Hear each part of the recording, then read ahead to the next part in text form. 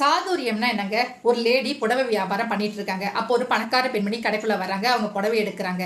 Full அமௌண்ட்டையும் பே பண்ண போறாங்க. அப்போ அந்த வியாபார பெண்மணி சொல்றாங்க, ஃபுல் அமௌண்ட்டையும் கொடுக்காதீங்க. எங்க கடையில தவணை முறையில கொடுத்து தான் பழக்கம். அதனால கொஞ்சம் கொஞ்சமா தவணை முறையில பணத்தை கொடுங்கன்னு சொல்லிட்டு அவங்கள புடவை கொடுத்து அனுப்பி விடுறாங்க.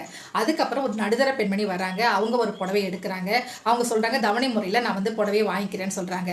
உடனே இந்த வியாபார பெண்மணி என்ன சொல்றாங்கன்னா, நாங்க ஃபுல்லா தவணையில கொடுக்க மாட்டோம். ஃபர்ஸ்ட் பாதி காசை கட்டுங்க, அதுக்கப்புறம் 2 தவணையா கட்டுங்க அப்படின்னு சொல்லிட்டு பாதி காசை வாங்கி அந்த புடவையை கொடுத்து அனுப்புறாங்க. இதெல்லாம் பார்த்து ஆச்சரியப்பட்ட கணவன் மனைவி கிட்ட கேட்கிறாரு, முதல்ல வந்த பெண்மணி எல்லா பணத்தையும் கொடுக்குறேன்னு சொன்னப்ப நீ ஏன் ஒத்துக்கல? தவணையில தான் கொடுக்கணும்னு சொல்லி அனுப்புனேன்.